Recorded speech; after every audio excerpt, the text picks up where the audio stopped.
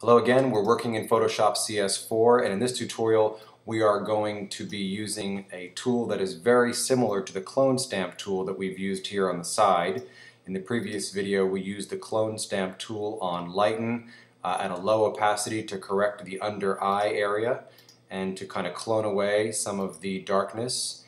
And we're going to use another tool which is very similar to that. It sits underneath the Band-Aid icon and it's called the Healing Brush tool.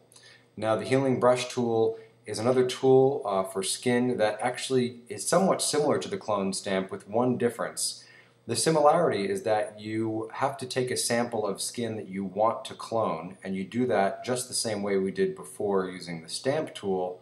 We do that by holding down Option, and you get a small circle with crosshairs that allows you to sample that area, and then with the clone stamp tool it would exactly bring those pixels over and mimic them directly as they've been sampled.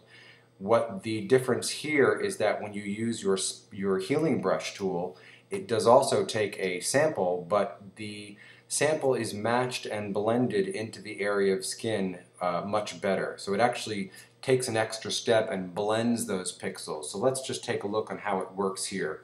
Let's launch a new layer above this one that we just did our clone stamp lighten on.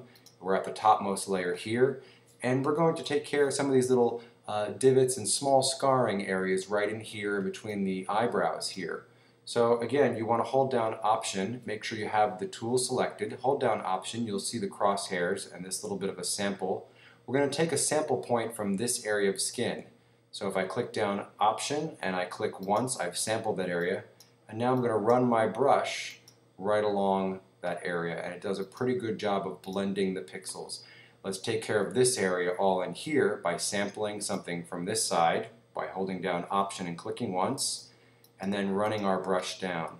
We can also grab something from over here, resample a new point, and just run that through here. Let's do it again on this side.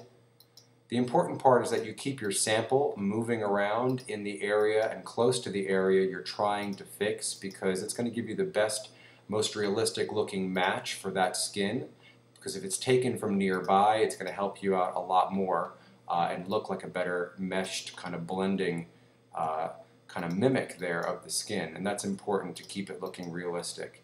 So we've just done a layer in here using our new tool which acts like the clone stamp tool. We used our Healing Brush tool this time.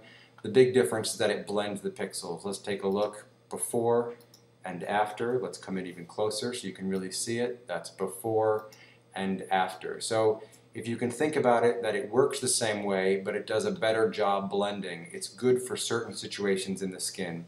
Again, you can drop this down, knock this down to about 70%, erase some of it, but in this situation, why not erase all of it and keep your opacity that you used all the way up to 100%. One tip to remember is when you use this tool, you want to do it on a separate layer. Your retouching and your skin should all exist on separate layers, never on the original. And when you look at the top here, you should have the source ticked as sample, not pattern. And you should also have the sample drop-down menu at the very top selected at all layers. Hope you enjoyed this tutorial and hope it taught you something, and give it a try on some of your pictures and see how it works out.